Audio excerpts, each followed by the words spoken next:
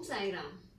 साई बाबा के सभी भक्तों को साई राम। अपने जीवन काल में बाबा द्वारका माई में अपने भक्तों को सुंदर और मधुर उपदेश दिया करते थे, आध्यात्मिक ज्ञान देते थे, जिन्हें सुनकर भक्तों को खुशी और शांति मिलती थी। एक विश्वास मिलता था कि बाबा हर सुख और दुख में उनके साथ है, उनके काम बनाएंगे, उनकी रक्षा करेंगे और इस जीवन यात्रा में उन्हें सकुशल पार लगा देंगे।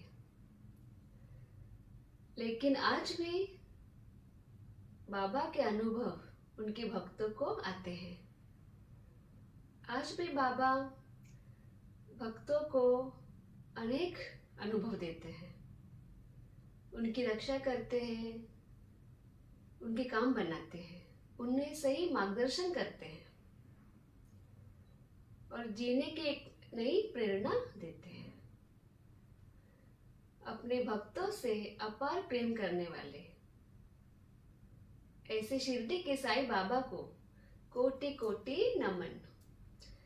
अनंत कोटि ब्रह्मांड नायक राजाधिराज योगी राज पर ब्रह्म श्री सच्चिदानंद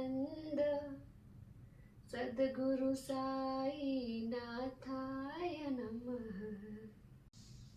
बाबा के ऐसे अमर और अमृत तुल्य उपदेश श्री साई सच्चरित्र में लिखे हैं।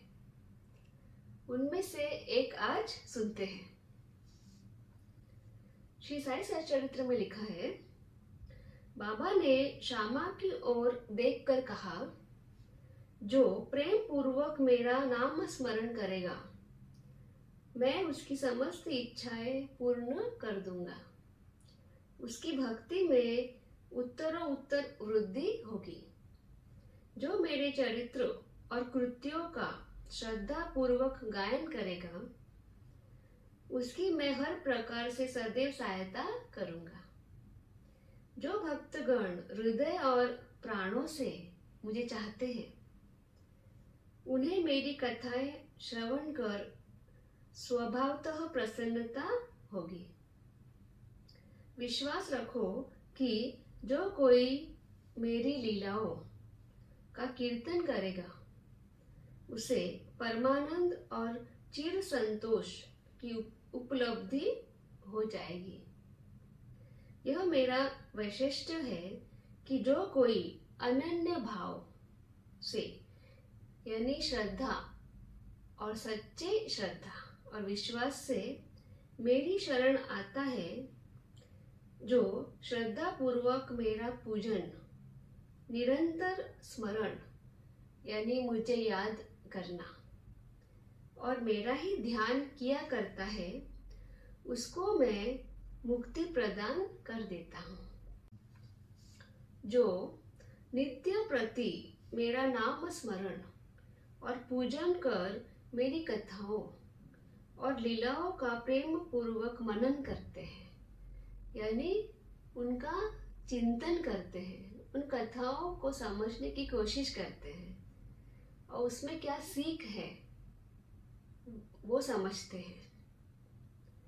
ऐसे भक्तों में सांसारिक वासनाएं और अज्ञान रूपी प्रवृत्तियां कैसे ठहर सकती है? मैं उन्हें मृत्यु के मुख से बचा लेता हूँ। मेरी कथाएं श्रवण करने से मुक्ति हो जाएगी। अतः मेरी कथाओं को श्रद्धा पूर्वक सुनो, मनन करो यानी चिंतन करो, समझो, उस कथाओं का सार समझो। सुख और संतोष प्राप्ति का सरल मार्ग ही यही है। इससे श्रोताओं के चित्त को यानी मन को शांति प्राप्त होगी और जब ध्यान प्रगाढ़ और विश्वास दृढ़ हो जाएगा, तब अखंड चैतन्य घन से अभिन्नता यानी भगवान से एक रूपता प्राप्त हो जाएगी। केवल साई साई के उच्चारण मात्र से ही उनके समस्त पाप नष्ट हो जाएंगे। बाबा ऐसे मधुर उपदेश देते थे कि भक्तों का मन प्रसन्न हो जाता था, भय मुक्त हो जाता था कि बाबा हमारे साथ हैं।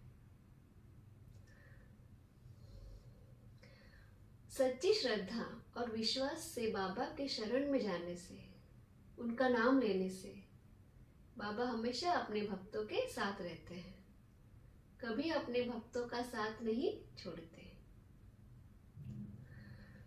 ओम Sai Ram. Thanks for watching.